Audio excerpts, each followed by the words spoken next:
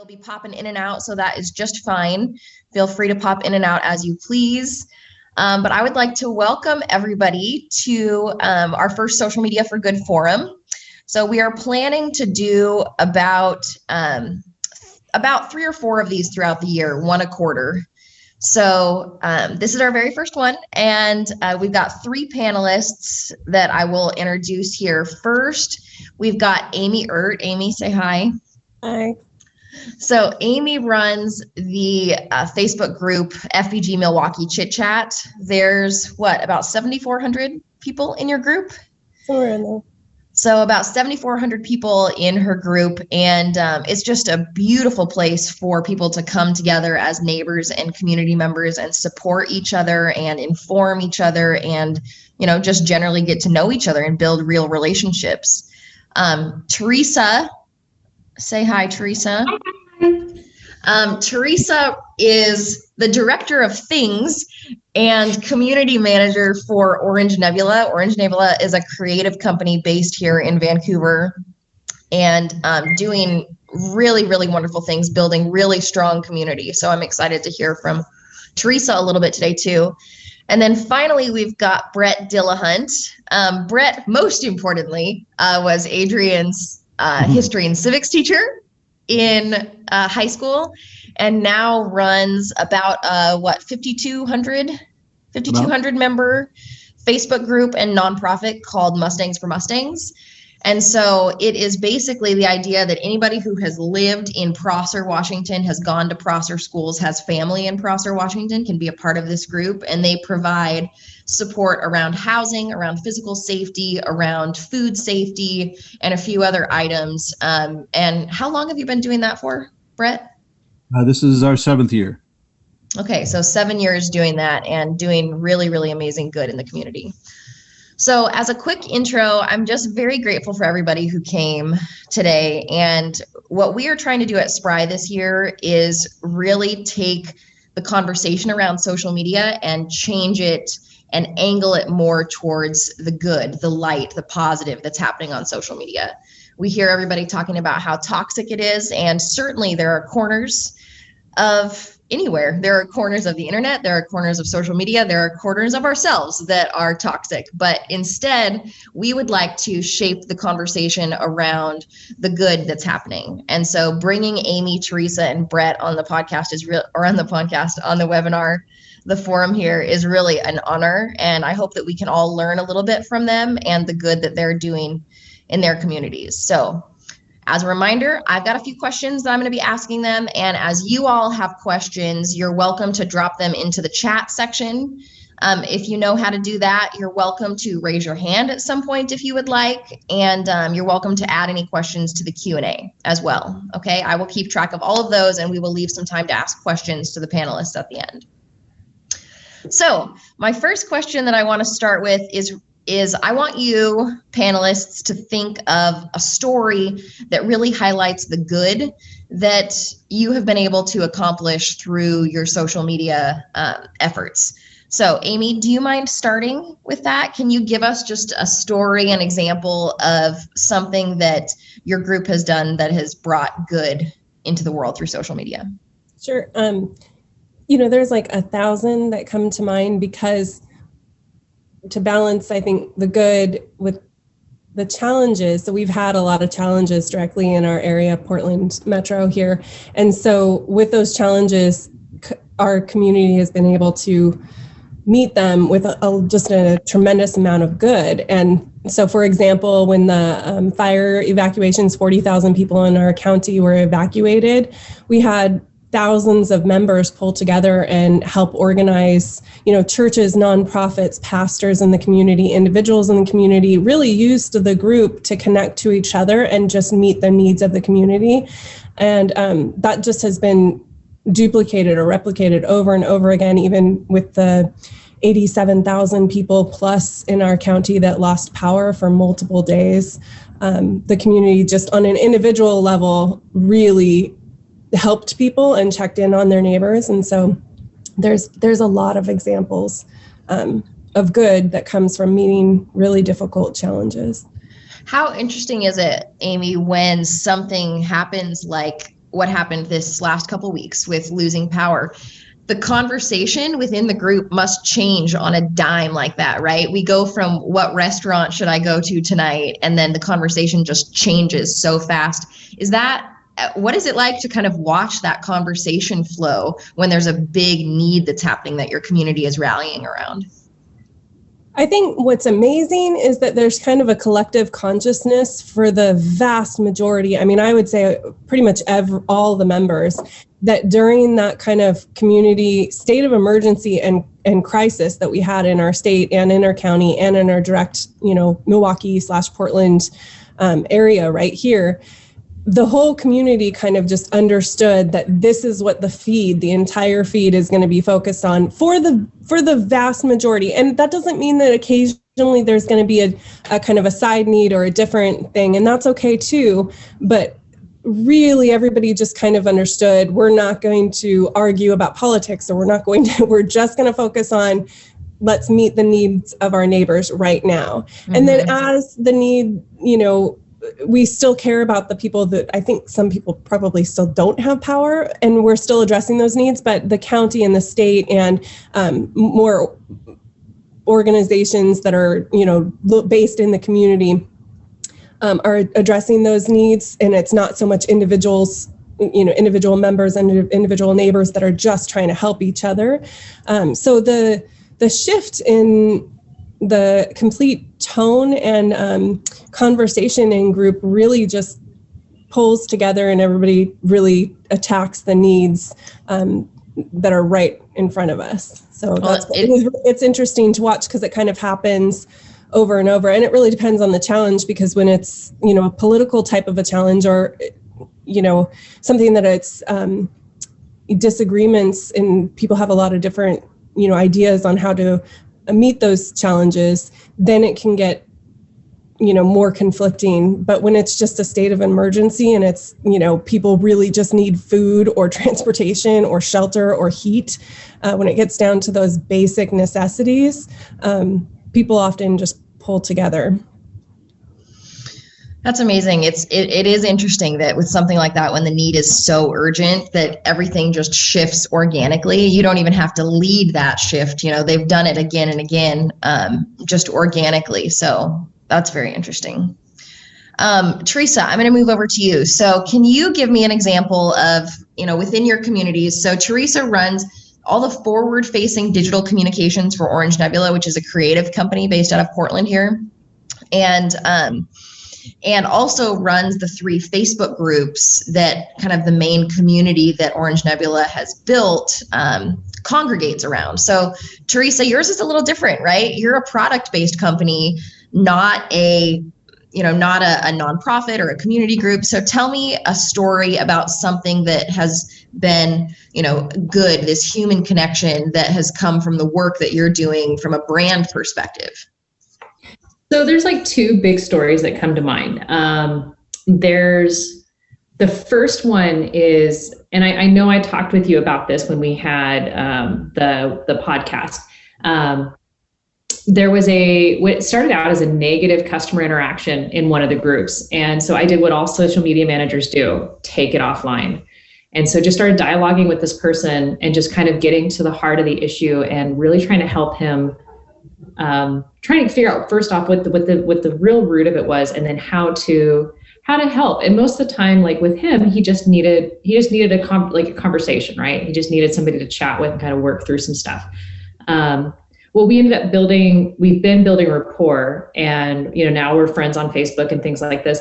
Well, last Monday, he sends me a DM and just says, basically, thank you for talking with me and the input of this community and the ONEB family. He said, thanks to you, I'm going and getting the mental health help that I need. And then he ended it with the phrase, I no longer feel like a lost cause. And that, I never anticipated receiving a DM like that, because it's not like I'm in a nonprofit space where I feel like more of those stories are organically happening. So that one really got me. But it's also like learning all these individual stories and, finding out that maybe somebody's going through a real tough time and just sending them a card or sending them, because we have their address because they're customers. And so just kind of doing that personal touch just to kind of say, you're not alone in the world. We're here for you. Perfect. Thank you. One thing I love about Orange Nebula and the way that they handle customer service is you'll notice if you ever buy something from them, you get this handwritten note that comes in.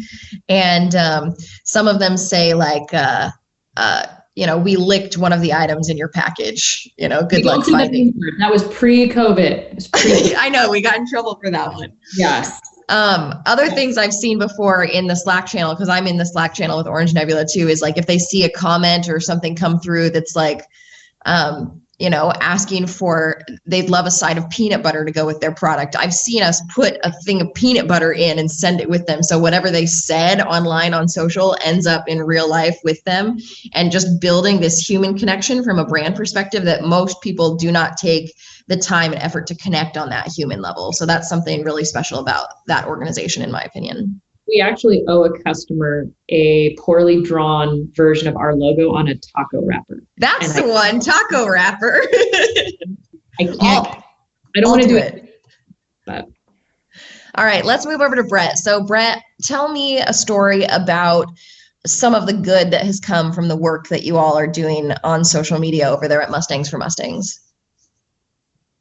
Sure. Thank you. Thank you again for having me. It's wonderful to hear from other people that are doing this kind of work. I don't have enough opportunities to do that. Well, there's been stories here about emergencies, and I did want to follow up comments on what Amy had said, I think, about when emergencies happen in a social media community, it tends to bring out the best in people, that people truly want to help. And so when you build these communities that can be immediately responsive, there's potentials there for some real miracles to happen. We do a lot of work with food security, and the Prosser, Washington, where we're based, is a fairly poor area. And so I spend a lot of time out in a small suburb area called Whitstrand. We get so busy doing the work sometimes, I think we forget that just what the individual impacts are, like why we're doing this. You get so focused on operations, you forget what the purpose sometimes is, or what the impact. And I was bringing some food, just a basic food delivery out to a rural area, and it was somebody that I knew. And so we struck up a conversation as I was walking up. This is pre-COVID, and I just said, so what's for dinner tonight?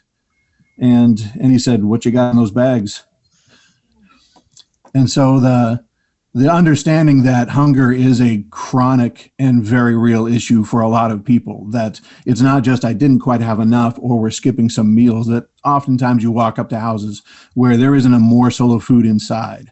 And to be able to have built a community and work within a community where you can be that responsive and where you can meet those immediate needs and be someone's dinner tonight is always a reminder to me why we're here and what we're doing. Most of us who are here watching, I think, are probably fairly insulated from real need. And so part of me would think that being exposed to that level of need would be almost like depressing or an energy suck. But it seems like from your perspective, it does the opposite. That the awareness of that need really fuels you to do more than it does, make you feel bad. Would you agree with that? I would. And I think probably the other panelists can speak to this as well. There is a little bit of trauma witnessing where you're watching, some terrible things happen to people that you know and have invested in. But at the same time, being empowered to do something about it, that you're not helpless, you don't have to stand by, you have the tools and resources, and most importantly, you have the network. And these online communities have such vast potential to alleviate human suffering, and they're right in front of us. And so being able to utilize these to really address some of those needs is incredibly empowering. And it's also very humbling just to work in these circumstances, just to remember how much you have and how much to appreciate. And that's been a gift in and of itself. Brittany in the chat called it secondary trauma. I think a lot of us who are plugged into any of these communities that have great need or find the need because you're open and vulnerable and present on a platform like Teresa, you wouldn't necessarily think that people would be coming to a product company's community manager and talking necessarily about their traumas, but really anytime that you're present and open on any platform of communication, especially if you're vulnerable first, you're going to get that vulnerability back, and people are going to share and try to, carry that load among multiple people. Co-regulation, I think we call it sometimes, right? We're trying to co-regulate with anybody who's present enough to be there for it. So, I want to remind you that you, as you're listening, if you have questions for any of the panelists, you can drop them into the chat. Adrian has been dropping links to the individual podcasts that we've done with each of the panelists into the chat. So if you have not listened to those yet and you want some background story from them, you can save those links for later and listen when you're driving or exercising or whatever you want. We do talk about toilets on Teresa and my podcast, so just prepare yourself for that. Bidets, we're classy. Bidets were classy, she says. Okay. Okay. The next question that I want to move on to is, what is the secret to your success? Okay. So all three of you have been brought on here because really what we see from the outside is a successful community being built that brings good into the world through social media.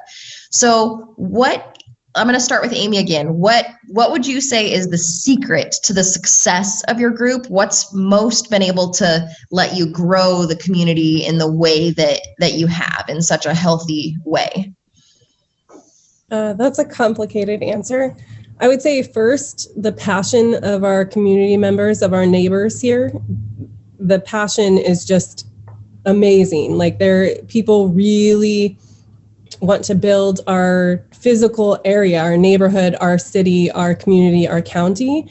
And this has been, kind of a platform or a road to be able to do that on, especially since COVID, but even prior to COVID. And some of that is just kind of organically, all of our society has shifted to kind of a dual online, people create different community groups and different forms of community, and location and neighborhood specifically based is still relatively new. So, we're still carving out kind of a decorum and like what's appropriate, what's not, what puts if somebody is posting pictures of police activity in real time, that can put our community and our police officers in danger. And so we're trying to carve out kind of rules or guidelines that keep the whole community as a whole safe. And so a lot of it has been,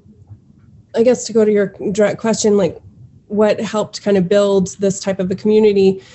For my specific area, and I think it sounds like a lot of people are in Portland Metro and Oregon in general, and this is, across the board in the country, but particularly here in Oregon and Portland Metro, we have really felt it.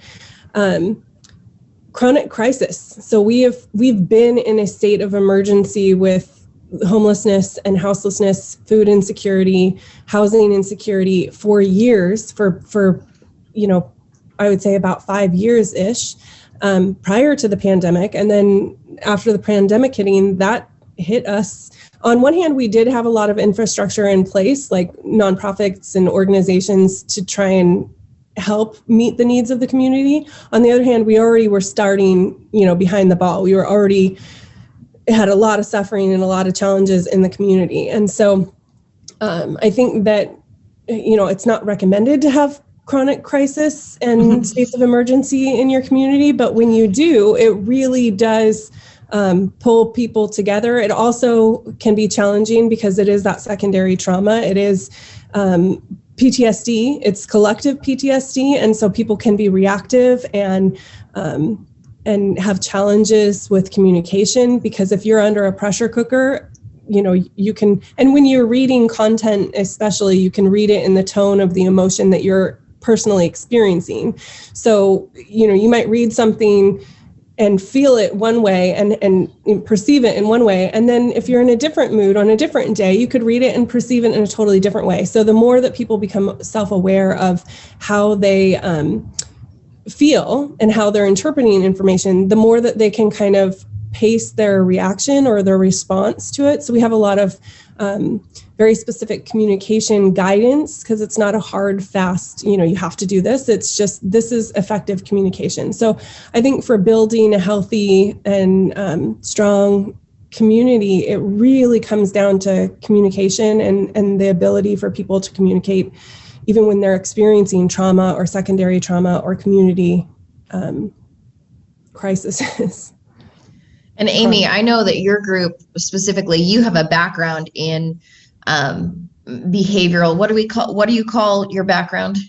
So I have 10 years of professional experience and training in behavioral health, specifically in running groups in real life. So DBT groups and NA, AA, CBT groups, lots of different types of groups in real life. I did that for 10 years. And then I just kind of fell into adminning this group, and I admin, a lot of other groups. And so when I started the online adminning of this group, it wasn't intentional to draw from that professional experience and training. It just kind of organically happened because I'm looking at this group of people and okay, we really need some communication guidelines and guidance, and we need some boundaries, and we need, to be able to be effective in not only our support for our neighbors, but our communication. We really have to kind of get everybody on a similar path as far as, what works and what doesn't. And oftentimes we don't hide or shy away from difficult content or difficult comments. Sometimes we do delete things, and it really depends on if it's like a direct member attack versus if it's just a conversation that kind of unravels in a not healthy area or not productive conversation. We tend to try and redirect it directly on the thread so that other community members and those who are in it can learn, well, how could we have said this differently? How could I have responded differently? Because when we do that in front of everybody, the whole community kind of learns from it as well. And it changes the culture of the group. It changes the culture because more people kind of see, oh, okay, if that would have just been phrased a little differently, or if there would have been sandwiching, hey, how are you? Some kind of a connection, then maybe it wouldn't have spiraled in such a hard direction. And especially because a lot of our conversations are around really challenging subjects, people not having transportation to pick up medication or to feed their kids or childcare, it can get really stressful. So I see your posts in the group that, come in randomly that are like little educational pieces. Like you often, what I like that you do is you kind of show that vulnerability first, where you say, hey, listen, I'm having a hard time. If I forgot to speak with sandwiching, please remind me. And this is something I want to, because most of us who are on here today, most of the attendees here today do manage some social media accounts, and sandwiching is a skill that I think every social media manager should know. Can you explain just real quick what we mean when we say sandwiching? Yeah, I have a list of like 10 or 17 kind of staples of communication guidance. And one of the most effective ones is just remembering to say, hey, neighbor, or group member or, community member, hope you're having a good day. Isn't the weather nice? Like some kind of a direct connection, and then maybe a redirection or a response, or, the piece in the middle of, here's where I kind of disagree, or here's where I have a different perspective. And then ending it on also an attempt at a connection. So,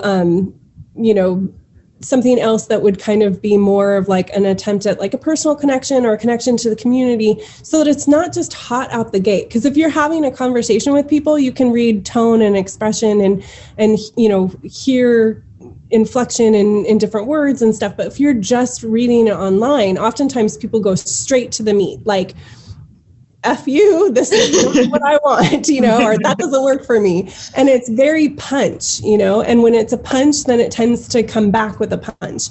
But if you're sandwiching in a way that you're making a connection and then saying, this is a different perspective that I have, and then, kind of ending on another attempt at a genuine connection with the other person, then it opens it up for more of a conversation. And every single comment in the thread doesn't need to be like that, but the beginning one and kind of the end one and throughout, if it starts to get more hairy, just remembering that this is a real person, a neighbor in our group, that you're talking to. This is somebody that you're going to see at your kid's school or at the grocery store, and to remember that you're literally speaking in front of thousands of neighbors. It's not just, you kind of get this private conversation, right? You get the sense that you're just speaking, privately because it's in, your own home or on your phone, but we have to remember that when we're talking to each other, it's thousands of neighbors are seeing what we're saying, and we need to take the time to make that connection and realize that we're talking to real people who are also receiving, those messages on the other end. Super important. When it gets hairy, sandwich. That's the quote of the day here. Teresa, tell me a little bit about what you think on the brand perspective from Orange Nebula's side. You've been so successful at building a community of people who basically every time you put out a new teaser for a new product, just say, charge my card now, I don't care what the details are. That's really unique to have been able to build something like that. So what's been the secret from a brand perspective, a product focused brand, in being able to build community and have this human to human connection that you do? I think for us, and it piggybacks kind of nicely off of Amy, and it's just being human, being transparent, right? Like I can be, so on the Facebook group or on under the logo, we do post, fairly entertaining things regularly. A good majority of the posts don't have anything to do with product, and they're very fun or zany. They kind of represent our heart and show that.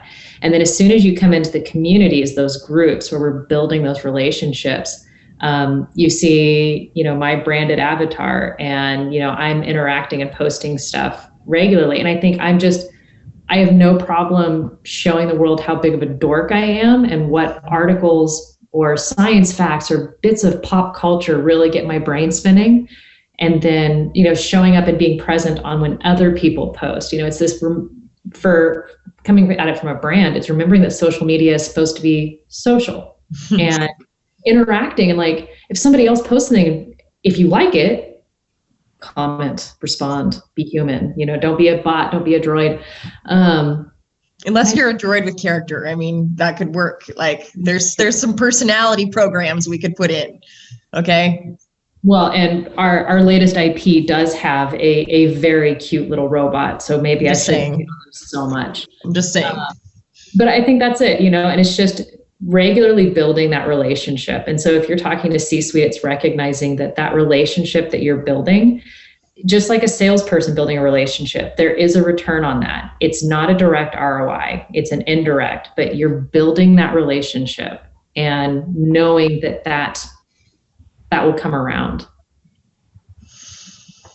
I think most of us on here, some of us own the businesses that we're doing social media for. Some of us work under other people.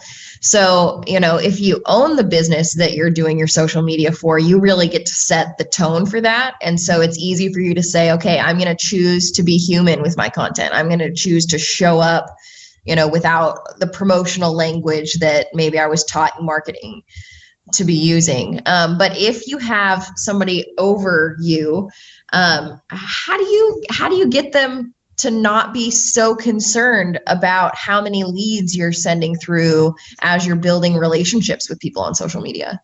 So with that, it's really identifying, having that big strategy meeting and just saying, what is the purpose of social media?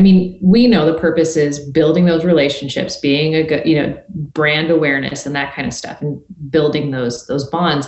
But if your head honcho, your supervisor, your manager, whatever their term is, they're not on that same track with you, you're not going to get traction. So it's like, okay, look, if my purpose is to show people our heart, show people who we are, so they actually care about what we say, then how do we go about that? How do we get that and work through that? And oftentimes if you're dealing with, C-suite or that upper management, it's like taking you by the hand and saying, okay, here's how we're going to do this. Like, what do you think? And asking those leading questions so that they answer in a way that lines up with solid social strategy, and then saying, excellent, I'm going to go do that. And I mean, if you're actually trying to get leads, it's identifying what content generates what response. I mean, from a robotic language, and then going, okay, well, I'm going to make sure we have a good mix of things so that people understand who we are and they work their way through that sales funnel. And you can track that. You can do it. It is very possible. Okay, that's great. Thank you.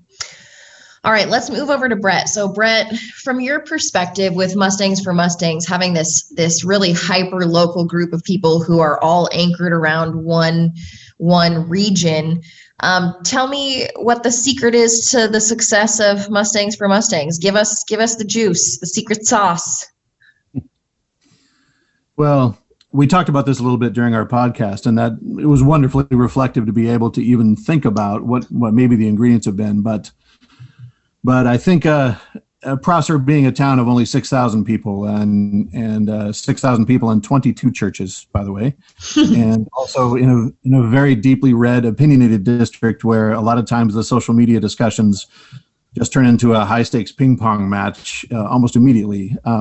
So creating a space online where that doesn't come into play, where we don't have politics or religion ever from any perspective inside the group. So that everybody feels like they can participate. And then the added benefit of, yeah, we're on social media, but that toxicity that everybody talks about, that there is a place where that doesn't exist and where every time I look at this, something positive is coming through and I can feel good about that. So I think that's part of it. And then just in the way that we try to make the group function is to always emphasize, no matter what your background is, no matter what your opinions are, in a small town especially, the common humanity of everybody that lives here. And we found that there aren't enough reminders of that just in daily life, that everybody is doing the best they can and everybody needs the same basics. And so that disagreement you had on social media last week doesn't really matter in the face of need. There was one great example of this. It was several years ago now, where the community was fairly involved in helping us meet needs. And so there was one family that was just out of firewood, and it's wintertime. And the person that responded online, we never use names online of who needs. And the person that responded online was someone who had gotten into a huge disagreement on public media that everybody could see the week before, not knowing that the person that they were responding to help was the person that they had been disagreeing with. You tricked them. Randomly how that worked. And I wasn't there. I didn't see when he showed up with a truckload of wood, but I have to think that could have been at least the potential for a moment where everybody realizes, that other stuff just doesn't matter all that much in the face of when there's emergencies. And that's the kind of community we're talking about. Thank you.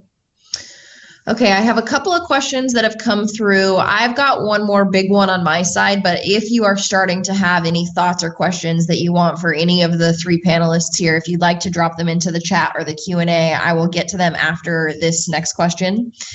So the next one that I have is, what advice would you give to other people trying to use social media as a tool to bring more good into the world? Okay, a lot of us who just manage social media accounts for business, sometimes we think of our job as checking the boxes. We need to get 3 posts out. We need to advertise it for this much. We need to make sure it's in line with our overall strategy. But deep down, if we actually want to feel fulfilled in our jobs, we have to be contributing to something bigger and more than ourselves. And so I know a lot of us are just trying to make our jobs more important, to make the work that we do, every single bit of work that we do, mean more to ourselves, to our brand, to the communities that we serve. So help us. Amy, if you were gonna give advice to people who are trying to use social media as a tool for good, what's the best piece of advice that you have for us?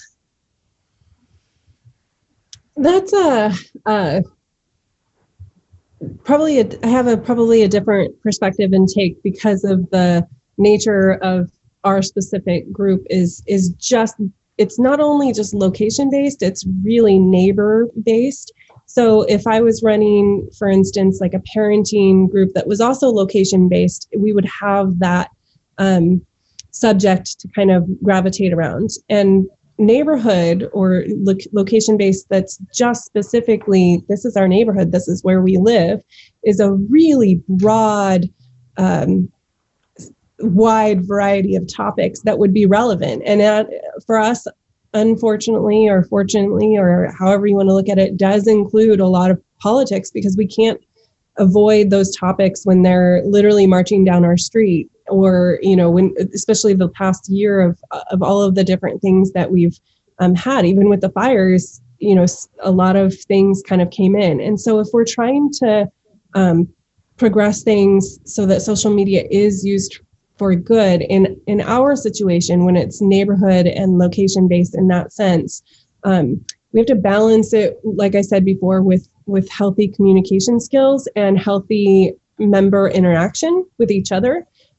So connecting people. And I mean, that was such a great example that Brett said, as far as neighbors and members do have these amazing connections. And then if you look back just a week or two before, it might have been a really challenging conversation. And so for people and the community and individuals to kind of realize, okay, there's a lot of good that we can connect on. We can have like challenging conversations. And if we keep those respectful, if we keep those productive, then we can also have these good interactions and find what matters to us.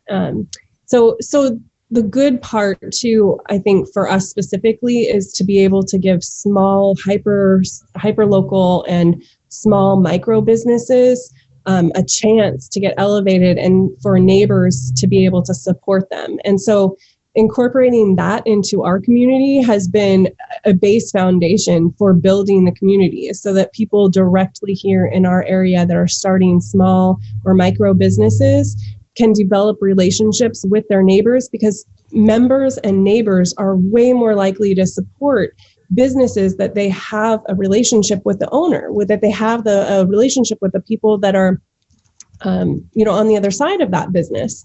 And so we actually don't allow pages, like business pages, into group. And we don't do that. We do that for a very specific reason. We want the owners or the workers or the people that are invested in those businesses to join from their personal account and really develop relationships with their neighbors. And then we have a policy once every 2 weeks, they can advertise in group.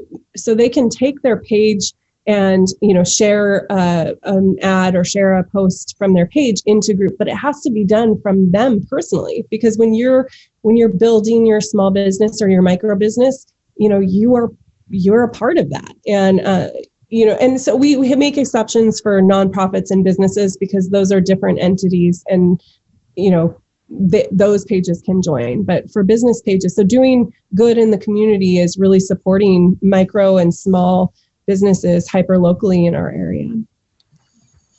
If I were to look from the outside perspective, Amy, after having a few conversations with you, and I were to say what I think is one of the best pieces of your success, it is really the communication skills.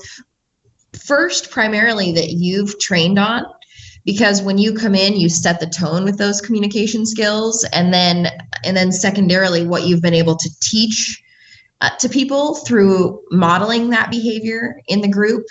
The exact skills that you're using in group to facilitate this relationship building is the exact skills that every single one of us here, if we improved on by 10%, would improve our relationships, our life more, right? Exponential growth based on the amount of time and effort that we put into improving our own communication skills, and then modeling that behavior to the people who we're building relationships with, both online and offline.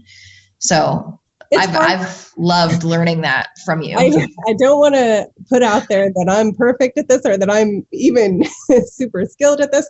It is really hard. It's easier for me in the position that I'm in, because there's a responsibility, I feel like, to own up if I don't do well, or say when I could have done better, and really try, especially online and in group. But with personal friends and family, there are still lots of moments where I'm like, not using those skills. So it's a practice, and it's, it's progress. It's always progress. It's not perfection. We just always start where we are and we keep going. I've always wished that Alexa, since it's listening to me already anyway, I've always wished that maybe there was a program that when I start to spiral into negative communication with my children, it'd be like, excuse me, 10 times out of 20, when you start this language, it leads to an argument. Great idea. So we'll see. I'll work on an algorithm for that. Teresa, from your side, if you were going to be giving advice to people who are wanting to do more with their social media feeds than just promote, what advice would you give to people trying to use social media for good?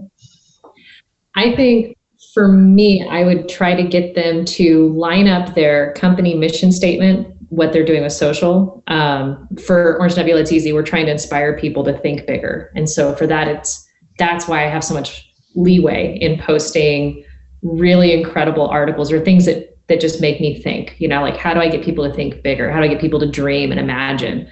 And so that's kind of what it is. Now, if you're working at another role where maybe, gosh, you're selling a widget, how do you connect the humanity that is probably in that mission statement and weave that, find that through line all the way through to, help that. So gosh, if your widget is some kind of security, how do you help people feel more secure, whether that they buy your product or not, and just kind of focus on generating that feeling. That's really smart. Lining up the mission, the actual mission, the why of the business, making that what you lean back on every time when you're creating content. That's sometimes hard for some of us because especially if we're doing social media for other businesses, they might not have a solid mission, right? Mm-hmm. We have to kind of dig it out of them and it might evolve as we dig deeper and deeper. But for those of us who maybe own our own businesses, if we can get solid, very, very solid on what our mission is, down to something as I don't want to call it vague, but like as broad as inspired thinking, inspiring people to think bigger. That's what a mission for a company can do, is it can take it can take the whole world and it can bring it down to this much. And when you bring it down to this much, we can actually make impact on something. So I love that. Thank you, Teresa. That's great. All right, Brett, your turn. Lay some advice on us. How can we be successful at using social media for good? Well, there's a couple of things I'd like to respond to, and one deals with a question Adrian asked in the chat as well. In that, I guess I would say just don't underestimate the power of the network and community that you've created. There have been many times now over 7 years where a need has come in, and maybe it's in an impossible location, or maybe it seems like a really big ask. And so I posted up, and I'm cringing almost as I hit the post button because it just feels like a giant Hail Mary pass. And I'm prepared to say, we tried, but there wasn't anything there. And more often than not, I'm surprised there's a response or there's someone close by. And so the network always surprises me. The community always steps up in ways I didn't expect that they would. And that's wonderfully reaffirming, but also just encourages me to expand my horizons as to what the potential is to do social media for good. Adrian had posted, what advice do you want to give to someone who's shy and wants to start a social media group? And my first response was that, it doesn't need to be a 5,200 member community. Social media in a micro setting for good. Find 10 of your closest friends that you trust and form a group with a mission that you can all agree on and function within that group for a while. And it will build your confidence and your skills. And you can expand it from there if you want to, or not. Encouraging people to build these micro communities as well to do the same thing can be a powerful idea to itself. That's beautiful. Okay, we've got quite a few little questions coming in, so I want to give us time to expand on those. I'm going to start with one from Marcin. Marcin had a question for Teresa. Teresa, at Orange Nebula, how long did it take you to get the success that you're currently enjoying? What was that process like? Both immediate and still not arrived.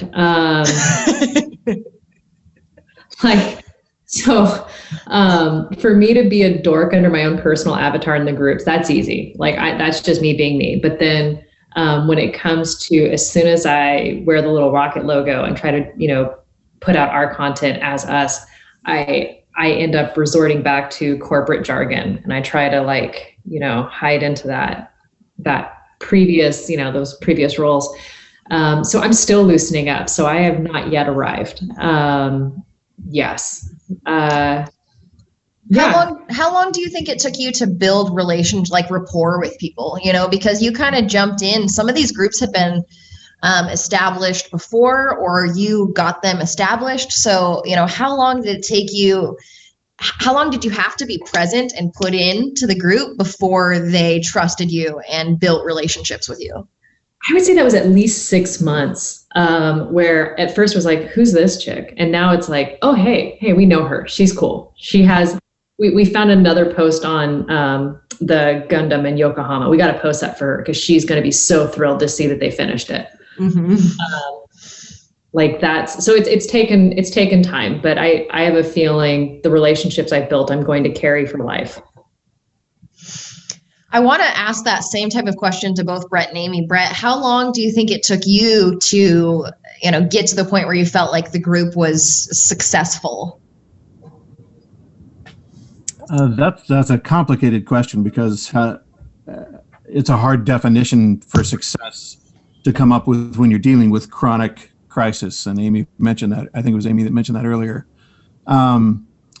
So in one sense, it was almost instantaneous. We had 1,500 followers in a month. And so the community rapidly coalesced in ways we weren't expecting. And so we had to reassess and try to build the community as it was already functioning. But I have the blessing of having worked in this community for 28 years as a public school teacher. And so I know a ton of the families and a ton of the So it took 28 years is what you're saying. Exactly. That's what I'm saying. Just, I think you can build that success on your own without having that kind of intimate family connections. But it made it a lot easier for me, for sure, that the groundwork was laid. That makes sense. You put into the community for a long time. So as soon as you gave them a platform to congregate around you, that just brought them right in. Yes. And it surprised me when it happened. Mm-hmm. What about you, Amy? What do you think? How long has it taken for you to establish the healthy communication style and ability to respond to need within your group that you've been able to establish? I saw the magic happening in our group when we literally had 200, 300 members. And our group kind of organically started from, I don't know if you guys have heard of Buy Nothing, but Buy Nothing was really active in our community here, partly because of need. And, people just wanted a space where they could also talk about other things happening in the community and, gift or meet each other's needs. And so Oregon City had kind of started more like a chit chat kind of a group, just organically. And then this group here in Milwaukee had started, and I took over and kind of became main admin around 200 members. And just even with that base 200 and then 300 members, you could see in that little tiny space, you could see the magic happening. You could see people meeting each other's needs and having real conversations about what was happening in our community. And so it organically grew from there. And then all the way from that couple hundred members. But I agree with Brett. I mean, you can start with 10, you can start with 20. I mean, you can start with just developing what are your interests in the community? What's your expertise, or what's your passion, or what do you want to see in the community? And you just kind of build from there or go from there. But from that small, just a few hundred members, I could definitely see what was happening. And it was amazing to watch. And all the way up until we got to probably 1,500, maybe 2,000 members, the communication organically, because it was so small and intimate and so many people kind of really got to know each other in group, wasn't really a challenge. I mean, people would redirect themselves because it felt so small and intimate, and because there was just, a lot of the same people having real conversations and really meeting in real life, or, it was much easier. There just wasn't the communication challenges because people kind of regulated themselves or each other in a much smaller, more intimate setting. So it wasn't until we passed 2,000, 3,000, 4,000 members that it really started getting much, much more challenging, because in that situation, people do feel a little more anonymous, like they do feel a little more disconnected. And so pacing that feed and making sure that our feed doesn't get flooded and that people are really having conversations and connecting with people in meaningful ways was really important. And how I would measure the success of our group is, are we really providing a space for real meaningful connections? And that doesn't always mean that it's comfortable or, always like a positive, it doesn't always feel or seem positive, but sometimes the most meaningful change comes from those growing pains. And so trying to keep that on track to where just meaningful connection. And then as we kind of grew and grew and grew, we tried to pace the growth, and we tried to pace the amount of engagement in groups, so that our main focus for success has been meaningful connection. Like how do our members really meaningfully connect with each other?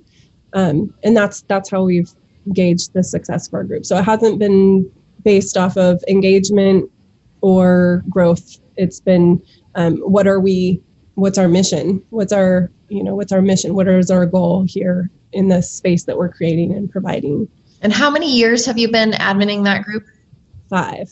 Okay. All right. So I have another question that came in from Patrick. So this is an important question for those of us doing brand, product, service focused social media.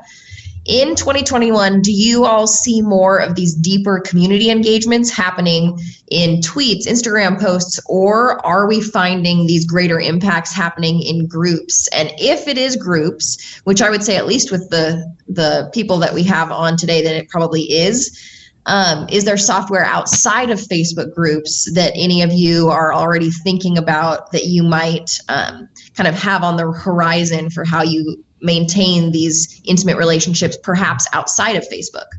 So first part of that question, do you 3 agree that these deeper community engagements are happening more in groups than they are in forward-facing posts and that type of thing?